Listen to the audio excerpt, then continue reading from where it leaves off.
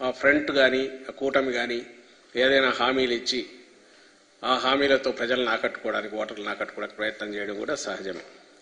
కాబట్టి 2014లో వీళ్ళు కలవడాన్ని ఎవరు తప్పు పట్టట్లా. కానీ వచ్చిన తర్వాత అధికారం ప్రజలు అప్పగించిన తర్వాత ఆ కారణాల వల్లనో డిఫరెంట్ వేరియస్ కొత్త వీటి వల్లనో మేము ఆ రోజు పోటీలో ఉన్నాం. వీళ్ళందరూ కలిసిన కేవలం 1% ఓట్ల తేడాతో అధికారంలోకి వాళ్ళు వచ్చారు. మేము ప్రతిపక్షంలో కూర్చున్న వైఎస్ఆర్ కాంగ్రెస్ పార్టీ. నాటకమని ఎందుకు అనుకుంటున్నామంటే ఆ రోజు ఏవైతే హామీలు ఇచ్చారో ప్రత్యేక హోదాతో సహా ఇవన్నీ కూడా తర్వాత ఏమయ్యాయి. అలాగే ఆ కూటమి అధికారంలోకి వచ్చాక ఇక్కడ బీజేపీ వాళ్ళు పార్టిసిపేట్ చేశారు కేబినెట్లో, మంత్రివర్గంలో. కేంద్రంలో చంద్రబాబు నాయుడు గారి పార్టీ, తెలుగుదేశం పార్టీ ఎంపీలు వాళ్ళను అక్కడ కేబినెట్లో భాగస్వామ్యం తీసుకున్నారు. సో ఇది నిజమైన కూటమి లాగే నడిచింది. అలాంటి వాళ్ళు ఇచ్చిన హామీలు ఏమాత్రం అమలు చేశారు. అలాగే 2014లో అధికారంలోకి వచ్చిన 3-4 ఏళ్ల తర్వాత 3 ఏళ్ల తర్వాతనే విడాకులు తీసుకొని మళ్ళీ పక్కకి వెళ్ళిపోయాక అసలు ఎందుకు వెళ్ళిపోయారు. అలాగే 2019లో సరే ఆ విడిపోయిన తర్వాత ఎన్నికల వరకు ఆల్మోస్ట్ బండబూతుల్లాగే తిట్టుకున్నారు. పవన్ కళ్యాణ్ కేంద్రం వాళ్ళు ఏదో పాచిపోయినట్లని ఆయన అన్నాడు. ఇంకా చంద్రబాబు నాయుడు అయితే మోడీని పూర్తి వ్యక్తిత్వ హననానికి అంటే పాలిటిక్స్లో దిగజారుడు ధనానికి అంటే దాంట్లోనే ఈయన ఆరితేరిన వ్యక్తి చంద్రబాబు నాయుడు. క్యారెక్టర్ అసాసినేషన్లో ఆయన కానీ ఆయన సపోర్ట్ చేసే మీడియా కానీ ఆ ముఠా మొత్తం ఏకంగా మోడీ మీదనే బాణాలు ఎక్కువ పెట్టి ఏమేమి మాట్లాడారో ఇప్పుడు కూడా సోషల్ మీడియాలో బాగా సర్క్యులేట్ అవుతూనే ఉన్నాయి. భార్య ఉంటే తెలిసేదని, కుటుంబం లేనివాడిని, తల్లి అని విలువ తెలియనివాడని, వ్యక్తిగతమైన వాటికి ప్రజలకు సంబంధం లేని విషయాల్లో కూడా వాటన్నిటి మీద కూడా ఆయన మీద అటు నుంచి ఏమీ లేకుండానే ఈయన అగ్రెసివ్గా అన్నాడు చంద్రబాబు నాయుడు. అయిపోయింది. 2019 ఎన్నికలయ్యాయి, విడివిడిగా చేశారు. ఆ రోజు పొత్తు కోసం వెంపర్లాడి ఇచ్చేసింది చంద్రబాబు నాయుడు. తర్వాత ఎప్పుడైతే యాంటీ ఇన్కంబెన్సీ ఓటు చీలాలనుకున్నప్పుడు 2019లో తన్నేసి బయటకు వచ్చేసి ఇండిపెండెంట్గా ఇచ్చేసింది చంద్రబాబు నాయుడు. ఈరోజు మళ్ళీ అదే చంద్రబాబు నాయుడు ఆ 2 పార్టీలను బీజేపీని కలుపుకొని లేదా పవన్ కళ్యాణ్ ద్వారా దాన్ని ఆపరేట్ చేసి మళ్ళీ ఈరోజు నిన్న ఒక స్టేజ్ మీద 3 కలిసి ప్రత్యక్షమయ్యారు. కనీసం నిన్న ఏం చేసిండాలి, ఫస్ట్ ఓ సంజాయిషి ఇవ్వాలి. అసలు 2014లో ఏమనుకొని కలిశారు, ఇచ్చిన హామీల పరిస్థితి ఏంది, తర్వాత ఎందుకు విడిపోయారు, ఈరోజు మళ్ళీ ఎందుకు కలిశారు. మీ అందరికి గుర్తుంటుంది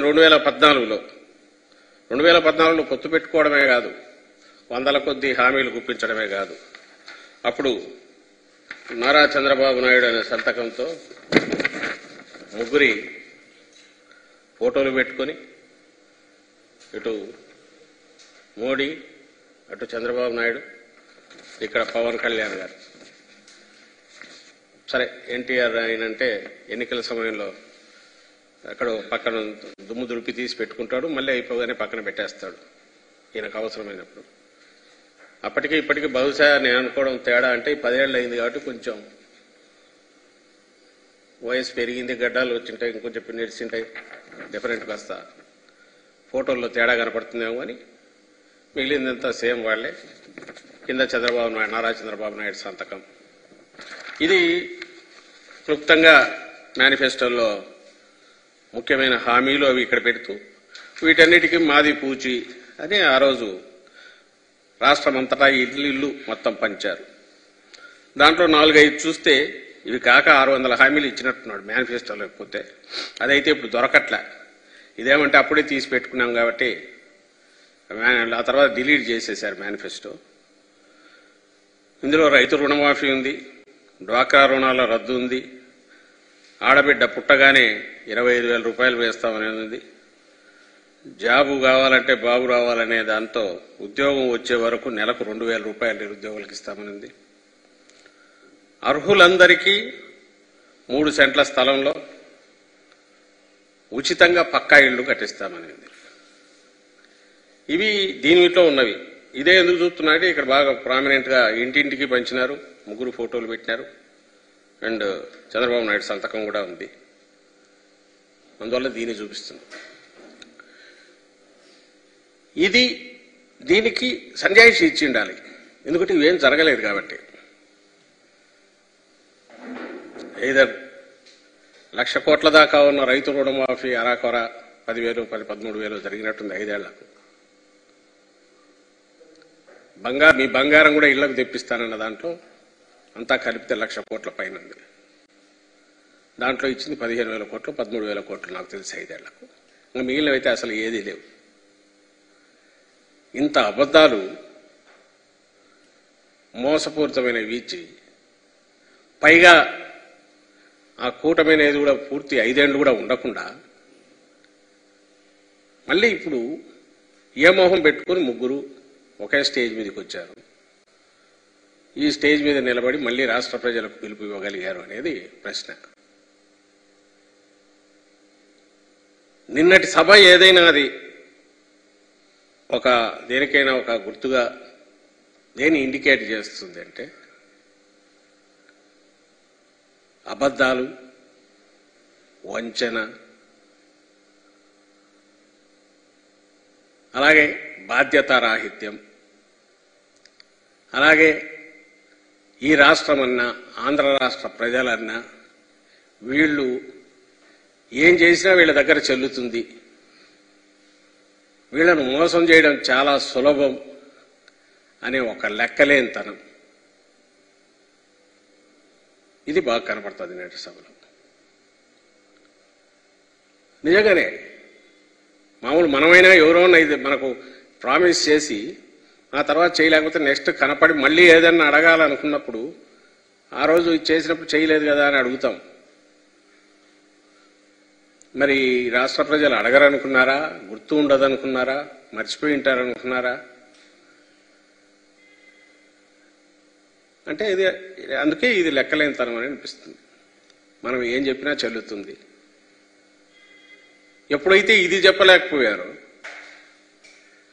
లేదు ఇప్పుడు ఏం చేస్తామనో చెప్తే నమ్మరను కేవలం జగన్మోహన్ రెడ్డి గారి మీద దుమ్మెత్తిపోయడం, నోటికొచ్చినట్టు ఆయన తిట్టడం.